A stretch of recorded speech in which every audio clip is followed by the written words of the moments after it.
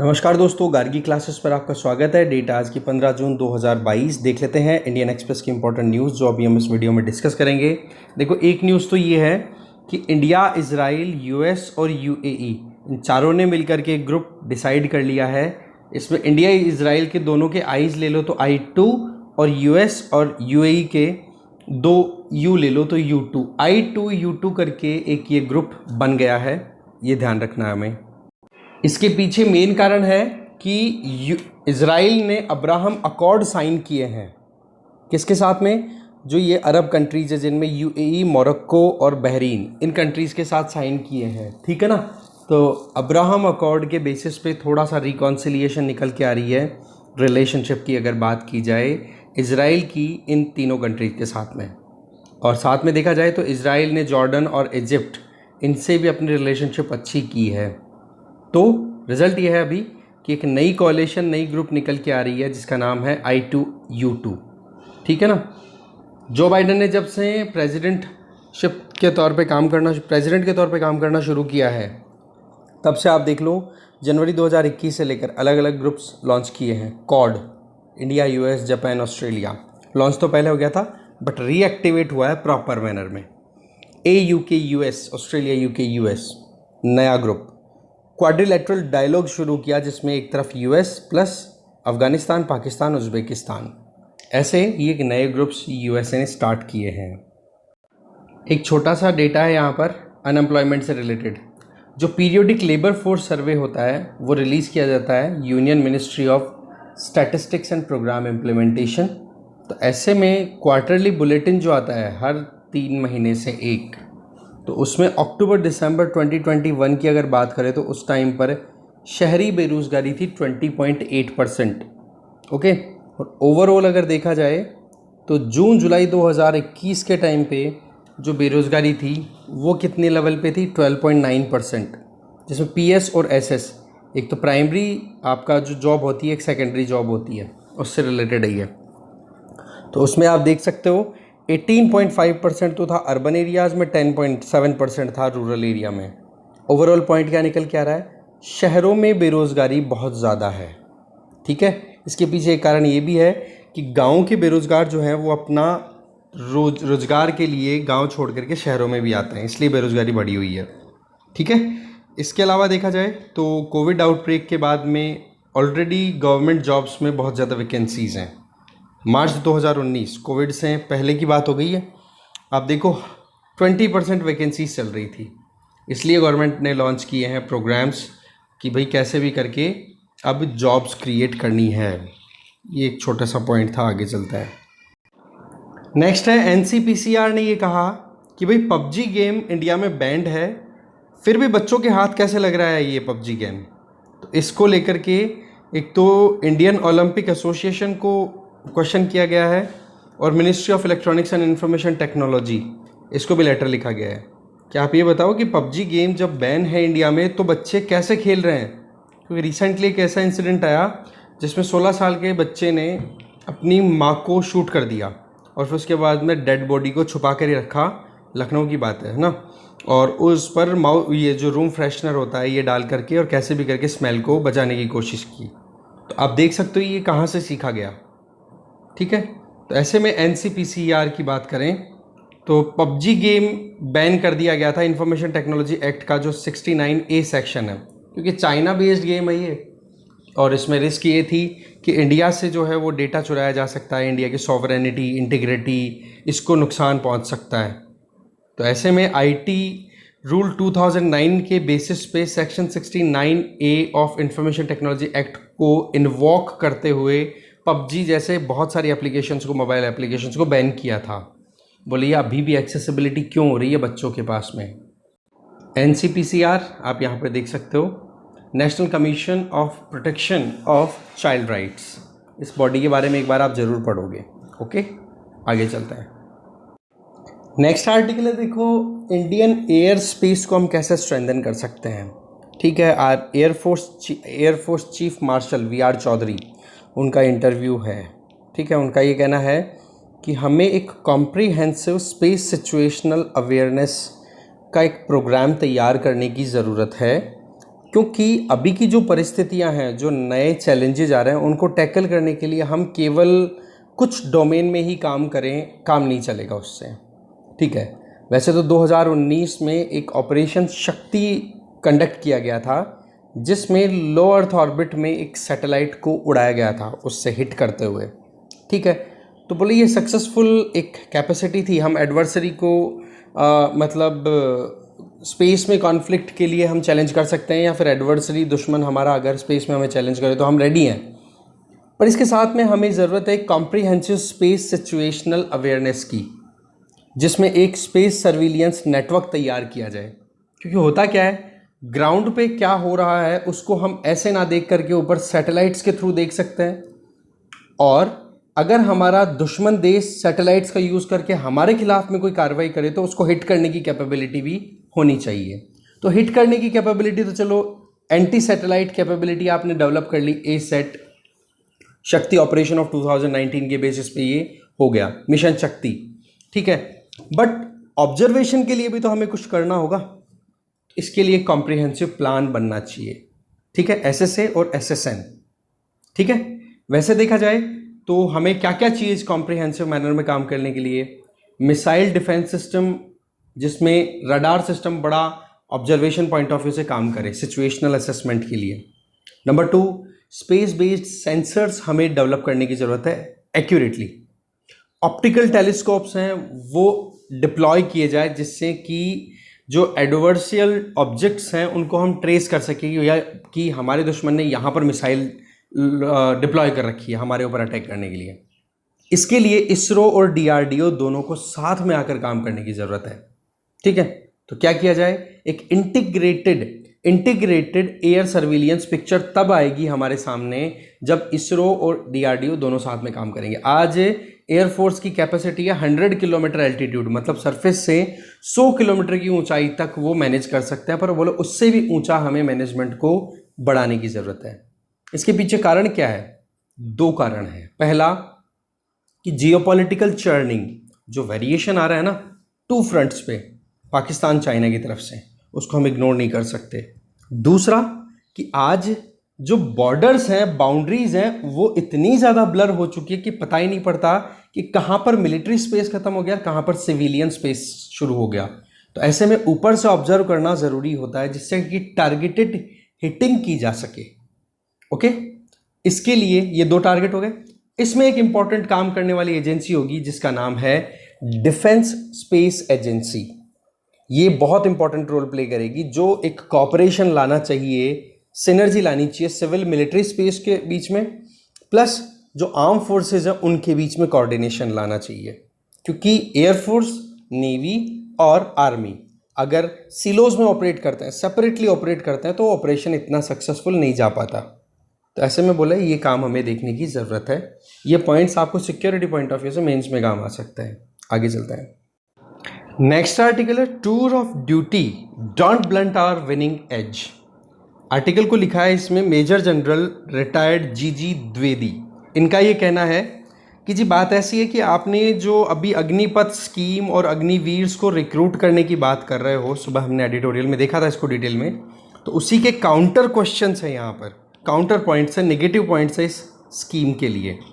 तो एडिटर बोल रहे हैं कि भाई, राइटर जो है वो ये बोल रहे हैं कि जी आपको जो करना है आपने प्लान बता दिया, सुबह हमने देख लिया था प्लान क्या है, टूर ऑफ ड्यूटी, जिसको नाम अग्निपथ बोला जाएगा। मतलब 4 साल की ड्यूटी करने के लिए जाना है जवानों को, जो भी चाहते हैं वो ज्वाइन कर सकते हैं। 17.5 से 21 साल की उम्र में ज्वाइन होगी, 4 साल का काम होगा, उसमें 6 महीने की ट्रेनिंग होगी। क्वालिफिकेशन 10th बेसिस पे भी हो सकती है, 10+2 बेसिस पे भी हो सकती है, कॉन्ट्रेक्चुअल बेसिस पे जॉब होगी। उसके बाद में 4 साल का टेन्योर जैसे ही एक बैच का कंप्लीट होगा, उसमें 75% लोगों को बाहर निकाल दिया जाएगा। बचे हुए जो 25% हैं उनको बचे हुए आगे एक्सटेंशन मिल सकता है 15 सालों का। इस तरीके के प्रोविज़न किए गए। फिर उसके बाद में 15 साल के बाद में जो रिटायर होगा उसको तो पोस्ट रिटायर बेनिफिट मिल जाएंगे। बाकी जो 4 साल के काम के बाद में रिटायर होंगे उन लोगों को सेवानिधि फंड से 10 लाख रुपए या 11 लाख रुपए के लगभग फंड मिलेगा, प्लस 44 लाख रुपए के लगभग उनको मिलेगा लाइफ इंश्योरेंस का कवर, 48 लाख या 44 लाख के लगभग। तो ओवरऑल देखा जाए तो गवर्नमेंट के ऊपर खर्चा बोलो बहुत ज़्यादा हो रहा है पेंशन के चलते, तो उसको रिड्यूस करने के लिए गवर्नमेंट ने ये स्कीम लॉन्च की है। राइटर जो है वो कह रहे हैं कि यहाँ पर मुद्दा जो आ रहा है वो ये आ रहा है कि गवर्नमेंट चाहती है कि कैसे भी करके रिड्यूस की जाए जो आर्मी की साइज़ है उसको, पर आर्मी की साइज़ को रिड्यूस करने से बोला नुकसान बहुत है, क्योंकि अभी तक के जितने भी बैटल्स जितने भी वॉर्स हमने लड़े हैं उनमें हम सक्षम इसलिए हैं क्योंकि हमारे पास में परमानेंट ये 4-4 साल का टेन्योर वाला सिस्टम नहीं है। हमारे पास में एक बार जॉब में कोई आता है तो 17 साल की जॉब करके जाता है, ठीक है, इसकी अगर सोल्जर की तरीके से बात करें। दूसरी तरफ हम ये सोचें कि 4 साल का जो पैटर्न काम करेगा तो उसमें सोल्जर्स आएंगे, 4 साल काम करेंगे, चले जाएंगे और उनको जो भी उनको फ़ायदा मिलना है मिल जाएगा, 25% को रोक लेंगे, 75% को आउट करने के बाद में उनको एक्स सर्विसमैन का टैग मिल जाएगा, तो उनको सर्विसेज में बेनिफिट मिल जाएगा। चलो ठीक है, आपको ये बेनिफिट देना है तो ठीक है, पर सवाल ये आता है कि हम ये चीज़ें सीख कहाँ से रहे हैं। ये चीज़ें हमने सीखी है यूएस वेस्टर्न कंट्रीज से। तो यहाँ पर राइटर जो है वो एक सवाल उठाना चाह रहे हैं, वो ये कि वेस्टर्न कंट्रीज़ के आसपास की जो बॉर्डर्स हैं वो बड़ी पीसफुल हैं और हमारे यहाँ पर 2 फ्रंट का थ्रेट है। इस चीज़ को हम कैसे इग्नोर कर सकते हैं? चाइना को आज हमें काउंटर करना है तो हमारे पास में पावरफुल मिलिट्री का होना, पावरफुल डिफेंस सिस्टम का होना बहुत ज़रूरी है, और उसके लिए स्टेबिलिटी ज़रूर एक पॉइंट बन जाता है। और स्टेबिलिटी तब आती है जब लॉन्ग टर्म में इंडिविजुअल्स अपनी सर्विसेज देते हैं, ठीक है। तो बोला आपको अगर खर्चा ही कम करना है तो खर्चे कम करने के तो बहुत सारे तरीके हैं। जैसे मिनिस्ट्री ऑफ डिफेंस में एक तो डिफेंस पर्सनल्स हैं जो कि फाइट के लिए बैटलफील्ड में उतरते हैं, और एक होते हैं सिविलियंस जो कि डिफेंस मिनिस्ट्री के अंडर में काम करते हैं। तो एक काम करो, सिविलियन वर्कफोर्स को रिड्यूस कर दो, आपको लगता है तो ठीक है, क्योंकि सीधी सी बात है जितना भी बजटरी अलोकेशन है उस बजटरी अलोकेशन का ज़्यादातर हिस्सा अगर रेशो के हिसाब से देखा जाए, एक तरफ तो है डिफेंस पर्सनल्स जो कि बैटलफील्ड में उतरते हैं, एक तरफ है डिफेंस मिनिस्ट्री में काम करने वाले सिविलियन पर्सनल्स। नंबर्स में डिफेंस पर्सनल्स आपको ज़्यादा मिलेंगे जबकि सिविलियन पर्सनल्स की नंबर्स की कमी आपको दिखेगी। पर जब खर्चे की बात आती है तो जितने नंबर्स में डिफेंस पर्सनल्स हैं उनका रेशियो अगर निकाला जाए और सेम वो रेशियो सिविलियन पर्सनल्स हैं उनका निकाला जाए तो आपको रेशियो में ज़्यादा खर्चा लगेगा सिविलियन पर्सनल्स का। तो बोले सिविलियन पर्सनल्स को रिड्यूस कर दो ना, क्या प्रॉब्लम आ रही है? क्योंकि 1962 वॉर हो, इसके अलावा 1965 वॉर हो पाकिस्तान के साथ, 62 आपको पता है इधर चाइना वाला, 1971 बांग्लादेश लिबरेशन। तो बोलो वहाँ पर इंडियंस का जो परफॉर्मेंस था ना, जो सोल्जर्स ने लड़ाई लड़ी थी, बोलो वो इसीलिए परफॉर्मेंस अच्छी आई थी क्योंकि उन्होंने हर परिस्थिति को टाइम के साथ में ढाला था अपने आप को, ठीक है। जब आप 4 साल के लिए किसी को रिक्रूट करोगे तो प्रॉब्लम्स बहुत ज़्यादा रहेंगी। कमेंट भी आए हुए हैं, सत्यम पाल समथिंग एक अपना मतलब अपनी कम्युनिटी के इंडिविजुअल हैं, आप ज़रूर देखना उनके कमेंट भी एकदम वाजिब हैं कि भाई कैसे कैसे इश्यूज़ आते हैं, कि रिक्रूटमेंट में क्या प्रॉब्लम आती है, किस तरीके से वो वेट कर रहे हैं। एक इंडिविजुअल जो है वो लॉन्ग टर्म के लिए अपने करियर को देखता है जब भी आर्मी में डिफेंस में जाने की सोचता है। तो वहाँ पर अगर आप ये पर्क्स रिड्यूस कर दोगे तो एक इंडिविजुअल जो है वो कैसे अट्रैक्टेड फील करेगा। मतलब एक जो यंग एनर्जी जो डिप्लॉय होनी चाहिए आर्मी में वो शायद ही अट्रैक्ट हो। वो फिर यही सोचेंगे कि 4 साल बाद में अल्टीमेटली इसी दुनिया में आके धक्के खाने हैं, तो इससे बढ़िया पहले ही धक्के खा लो, 4 साल में कुछ तो सेटल कर ही लेंगे, राइट। इसके अलावा देखा जाए तो अमेरिका ने जिस तरीके से वियतनाम वॉर और अफगानिस्तान में जिस तरीके से पटकनी खाई है उसके पीछे कारण यही है कि उनके पास में परमानेंट लॉन्ग टर्म तक सर्व करने वाले सोल्जर्स अवेलेबल नहीं थे, तो उन्होंने जितना डेडिकेशन के साथ फाइट करनी थी वो नहीं कर पाए। भाई सीधी सी बात है, एक बंदा 4 साल के लिए फ़ौज में गया, उसको युद्ध में भेज दिया, अब युद्ध में भेज दिया तो वो 4 साल के लिए फ़ाइट करे, 4 साल में वो उसकी टेंडेंसी क्या रहेगी ज़्यादातर लोगों की कि अरे यार बिना लड़े ही निकल जाए तो ठीक है ना, क्यों फालतू में लड़ने की ज़रूरत है, ठीक है। जबकि आज हमारे यहाँ पर देखें तो रूरल एरियाज से ज़्यादा आते हैं मिलिट्री में, आर्मी में, या जो भी डिफेंस पर्सनल्स होते हैं जो सोल्जर लेवल के होते हैं ज़्यादातर। तो उनको आप अट्रैक्ट कैसे करते हो? उसके अट्रैक्शन के लिए होती है उनकी पे स्केल प्लस में उनका जो पेंशन स्कीम है, बाकी और जो पर्क्स उनको मिलते हैं वो। तो बोले ये चीज़ें जब आप ख़त्म कर दोगे तो रूरल एनर्जी जो है वो शायद ही इस तरफ ज़्यादा अट्रैक्ट हो, क्योंकि आप किस कॉन्सेप्ट पे आ रहे हो, हायर एंड फायर, रिक्रूट करो, निकाल दो, कॉन्ट्रैक्ट प्रोजेक्ट कंप्लीट, गो। तो बोले इस तरीके से लॉयलिटी, ऑनर, आइडेंटिटी, इनकी कमी आ जाएगी, तो बोले ये प्रॉब्लम हो सकती है। तो ये बड़ा अच्छा आर्टिकल था। इस आर्टिकल को मैं न्यूज़पेपर जैसे शेयर करूँ पढ़ लेना, मैंने आर्टिकल की हेडिंग हाईलाइट कर दी है। बोले ये प्रॉब्लम जो है आज रशिया के ट्रूप्स भी देख रहे हैं। यूक्रेन में लड़ने के लिए आए थे, पुतिन ने क्या बोला, पूरा 3 दिन के अंदर अंदर हम पूरा यूक्रेन को हरा देंगे। चौथा महीना चल रहा है, समझ गए। तो बोले रशियन ट्रूप्स जो थे उनके पास में यही प्रॉब्लम थी कि उनके पास में ट्रेनिंग प्रॉपर नहीं थी। 6 महीने की ट्रेनिंग के बेसिस पे आप क्या इतने कैपेबल बना दोगे एक इंडिविजुअल को कि जी वो लड़ने के लिए रेडी है हर कहीं पे। चाइनीज़ मिलिट्री भी कहीं ना कहीं इसी चीज़ का प्रॉब्लम का सामना भी कर रही है, ये कहा जा रहा है राइटर के द्वारा। ठीक है, तो एक बार आप ये जरूर देखना। फिर इसके अलावा बोला जा रहा है कि डीआरडीओ में बहुत से प्रोजेक्ट्स हैं, बहुत सारे ऐसे काम हैं जो अटके पड़े हुए हैं। आप एक काम करो, डीआरडीओ की फंडिंग को रिड्यूस कर दो अगर आपको लगता है कि कोई प्रोजेक्ट अच्छे से काम नहीं कर रहा है तो। इसका मतलब ये नहीं है कि डीआरडीओ की फंडिंग पूरी बंद करो। उनका ये कहना है कि डीआरडीओ की फंडिंग को आप रेगुलेट कर सकते हो अगर आपको लगता है कि कहीं पे वेस्टेज हो रहा है मनी का। बोलो ऑप्शंस बहुत सारे हैं। ठीक है, ये था मेन पॉइंट्स, और बाकी एक बार आप खुद से पढ़ लेना, सब कुछ एक बार समझ आए। इस स्कीम के बारे में एक बार पढ़ लेना जरूर। ठीक है, आगे चलते हैं अपन। एक है प्रोस्थेटिक लेग डेवलप किया गया है आईआईटी गुवाहाटी के द्वारा। प्रोस्थेटिक का मतलब होता है आर्टिफिशियल ये पैर बनाया है, जिसमें इंडियंस की लाइफस्टाइल पे बोलो परफेक्टली सूट करने वाला है। जैसे हम उकड़ू बैठते हैं ना, ये पॉइंट ऑफ व्यू से भी ये काम करेगा। इस तरीके से क्रॉस लेग करके बैठते हैं तो भी बोले आलती पालती बना करके बैठने की आदत है ना, वो हो गई। बोले इंडियन कल्चर पे सूट करने के लिए अभी तक जितने भी प्रोस्थेटिक लेग्स थे वो सूटेबल नहीं हो रहे थे। तो ऐसी परिस्थितियों में मिनिस्ट्री ऑफ एजुकेशन ने funding the department of biotechnology और गुवाहाटी आईआईटी गुवाहाटी के साइंटिस्ट ने मिलकर के ये एक डेवलपमेंट किया जो कि सस्ता है। 25,000 रुपये में प्रोस्थेटिक लेग मिल रहा है। ठीक है, जो फ्लेक्सिबल भी है, ठीक है, जॉइंट्स भी बड़े एकदम सेटलमेंट है, करने लायक है। अगर आप किसी चढ़ाई पे चढ़ रहे हो तो उसके हिसाब से मैनेज करना। एक तो नी में जॉइंट हो गया, एक एंकल पे जॉइंट हो गया, बोलो दोनों परफेक्टली ऑपरेट करते हुए दिख रहे थे। तो ये चीज़ ध्यान रखना ना, आईआईटी गुवाहाटी ने ये डेवलप किया है। ठीक है, ये पर्सन विद डिसेबिलिटीज़ जो है उनके लिए बहुत ही ज़्यादा सपोर्टिव काम करने वाला डिवाइस है ये अपने आप में, क्योंकि अफोर्डेबिलिटी अपने आप में इंडिया में बहुत बड़ा एक चैलेंज रहती है। फिर देखो एक आर्टिकल है कि गौतम बुद्धा के जो रेलिक्स हैं, मतलब देखो उनकी डेथ होने के बाद में, डेथ कहाँ हुई थी गौतम बुद्धा की, साल्वेशन जिसको बोलते हैं, मोक्ष, वो कुशीनगर जो कि आज के उत्तर प्रदेश में है। तो वहाँ पर कुशीनगर में मल्लाज का रूल चल रहा था। उन मल्लाज ने क्या किया था कि उनके फ्यूनरल को, जैसे फायर होती ना, चिता जला दी और उनके जो बचे हुए जो जितने भी रिमेन्स थे उनको इकट्ठा करके 8 पार्ट्स में डिवाइड किया उनको। और 8 पार्ट्स में डिवाइड करने के बाद में 8 अलग अलग स्तूप्स बनाए, वही डोम शेप्ड, सांची का स्तूप और ये आपने देखे होंगे। तो 8 स्तूप्स बनवाए अलग अलग जगहों पर और 2 स्तूप्स और ऐड कर दिए, टोटल 10 स्तूप बने। 8 तो हो गए गौतम बुद्धा के खुद के रेलिक्स और बच गए 2 में। एक में तो वो था जहाँ पर उस बर्तन को रखा गया जिसमें गौतम बुद्धा के उन रेलिक्स को इकट्ठा किया गया था, जैसे पायर है। ठीक है, जो मतलब चिता थी, चिता की जगह पे जब ठंडा हुआ, आग लगने के बाद में राख बनी, तो उसके बाद में आपको पता है एक बर्तन लेते हैं, पॉट लेते हैं, उसमें इकट्ठा करते हैं रेलिक्स को।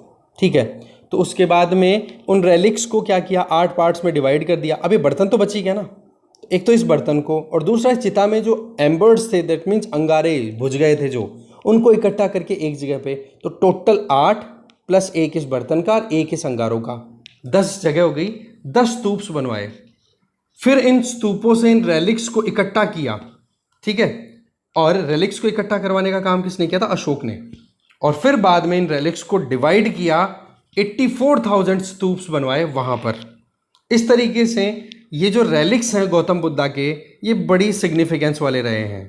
तो अभी क्यों न्यूज़ में आया है, देखो नेशनल म्यूजियम में जो लॉर्ड बुद्धा के रेलिक्स हैं उनको मंगोलिया में एक एक्सपोजिशन लग रहा है 11 दिन का, उसके लिए ले जाया गया है, जिसमें हमारी तरफ से यूनियन लॉ मिनिस्टर है किरेन रिजिजू, उनके साथ में 25 मेंबर्स का डेलीगेशन गया है, जो कि कहाँ पर गए हैं अभी, उलान बाटर, ये कैपिटल है मंगोलिया की। ठीक है, वहाँ पर एक टेम्पल है बादशाहगान टेम्पल। ठीक है, जगह का नाम क्या है, गंदन मॉनेस्ट्री कॉम्प्लेक्स, जो कि उलान बाटर मंगोलिया की कैपिटल में है। ठीक है, तो ये एक पॉइंट यहाँ पे बनता है। देखो कपिल वस्तु रेलिक्स हैं ये बेसिकली रेलिक्स कौन से हैं, अलग अलग जगह के थे, बट कौन सी जगह के रेलिक्स हैं ये कपिल वस्तु, कैसे पता पड़ा? जब डिस्कवरी हुई थी बर्तन की 1898 में, तब पता पड़ा कि वहाँ पर एक इंस्क्रिप्शन मिली और उस इंस्क्रिप्शन के ऊपर डिटेल दी हुई थी, और डिटेल में पता पड़ा कि वो एरिया जो था वो पिपरहवा, जो कि सिद्धार्थ नगर के पास में था, जो कि कपिल वस्तु की आइडेंटिटी को शो करता है। कपिल वस्तु मतलब गौतम बुद्धा, लुम्बिनी, वो वाला एरिया आ गया। तो ऐसे में ये अपने आप में बहुत ही ज़्यादा इंपॉर्टेंट रेलिक्स थे, इसलिए ये न्यूज़ में आ गया। और अगर देखा जाए तो इंस्क्रिप्शन में जो चीज़ लिखी हुई थी वो यहाँ आपके सामने है। इसके अलावा अगर देखें तो कुछ इंपॉर्टेंट बात देखें तो लुम्बिनी बेशक नेपाल में है, जहाँ पर गौतम बुद्धा का जन्म हुआ था, राइट, पर गौतम बुद्धा ने जो बुद्धिज़्म को प्रमोट करने की एक्टिविटीज़ की थी वो सारी की सारी इंडिया से स्टार्ट हुई थी। ठीक है, इंडिया से ही चाइना में पहुंचा, तिब्बत में पहुंचा, साउथ ईस्ट एशिया में, श्रीलंका में, यहाँ पर। ठीक है, तो इस चीज़ को हार्नेस कर रही है करंट गवर्नमेंट डिप्लोमेटिक, कल्चरल और टूरिज्म इनिशिएटिव लेकर के। जैसे कि मिनिस्ट्री ऑफ टूरिज्म ने 2017 में बुद्धिस्ट सर्किट लॉन्च किया, जिसके बेसिस पे नेपाल, श्रीलंका और इंडिया में जितने भी बुद्धिस्ट साइट्स हैं उनको इंटीग्रेट करते हुए टूरिज्म के प्रोग्राम लॉन्च किए, जिससे कि ज़्यादा से ज़्यादा अवेयरनेस फैलाई जा सके बुद्धिज़्म से रिलेटेड, और बुद्धिज़्म का यूज़ करके डिप्लोमेटिक एंगेजमेंट्स भी बढ़ाई जा सके बाकी कंट्रीज़ के साथ में। तो ये पॉइंट बनता है। ठीक है, तो एक बार बुद्धिज़्म को रिवाइज कर लेना, लगे हाथ, आगे चलते हैं। अग्निपथ स्कीम के नेगेटिव पॉइंट्स हमने देख लिए, अब देखते हैं क्या प्रोग्राम है इसमें। पहले तो ये लाइन टू लाइन देख लेते हैं क्या बोला गया है। अगर सुबह का एडिटोरियल देख लिया है तब तो ये मान लो तीसरी बार रिवाइज कर रहे हो आज ये स्कीम, और अगर एडिटोरियल नहीं देखते हो तो फिर कोई बात नहीं, पहली बार देख लो, कोई प्रॉब्लम नहीं, क्योंकि सुबह 2 आर्टिकल्स थे, फिर एक नेगेटिव वाला कंसर्न वाला आर्टिकल हम ऑलरेडी डिस्कस कर चुके हैं, मेजर जनरल रिटायर्ड जो द्विवेदी जी थे उनका, और अभी हम देख रहे हैं एक्सप्लेन्ड पेज पे। ठीक है ना, देखो गवर्नमेंट ने इंडियन आर्म फोर्सेस में रिक्रूटमेंट प्रोसेस को चेंज करने के लिए अग्निपथ स्कीम लॉन्च की है। इस स्कीम से पहले ये रिक्रूटमेंट प्रोसेस को टूर ऑफ ड्यूटी बोला जाता था, अब टूर ऑफ ड्यूटी है, उसी का नाम बदल दिया है अग्निपथ। सॉरी, इसको आप ये भी कह सकते हो latest tour of duty. New plan है, सोल्जर, सेलर, एयरमैन जो भी हैं, मतलब नॉन ऑफिशियल रैंक पे जो भी डिफेंस पर्सनल काम करेंगे उनके लिए। अभी ट्रूप्स 17 साल के लिए काम करते हैं, बता चुका हूँ मैं। अभी क्या किया जाएगा, 4 साल के लिए काम करेंगे। रिक्रूटमेंट सितंबर में स्टार्ट हो जाएगा। एक बार तो 46,000 रिक्रूटमेंट्स होंगी इस साल में। उन 46,000 रिक्रूटमेंट्स में से 4 साल तक कंटिन्यू काम करवाया जाएगा, और फिर 25% को तो रिटेन करेंगे उनकी कैपेसिटी के बेसिस पे अग्निवीर्स को, और बाकी 75% को सर्टिफिकेट देकर के कह देंगे कि भाई नया जॉब आप स्टार्ट कर सकते हो। रिक्रूटमेंट के लिए एलिजिबिलिटी 17.5 से 21 साल बता चुका हूँ, क्लास 10th या 12th पास आउट होने चाहिए। फोकस रहेगा ITI में जो पास आउट स्टूडेंट्स हैं, क्योंकि अब हम हाईली सोफिस्टिकेटेड इंस्ट्रूमेंट्स को ऑपरेट कराने के लिए रिक्रूटमेंट करेंगे।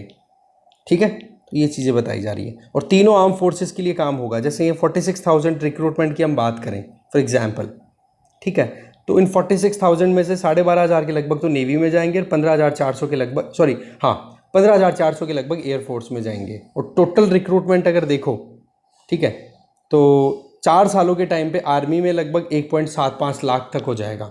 ओवरऑल देख सकते हैं कि पूरे 4 साल में जो रिक्रूटमेंट होंगे, शुरुआत फर्स्ट हम 4 साल की बात करें तो लगभग 1.25 लाख रिक्रूटमेंट कंडक्ट होंगी।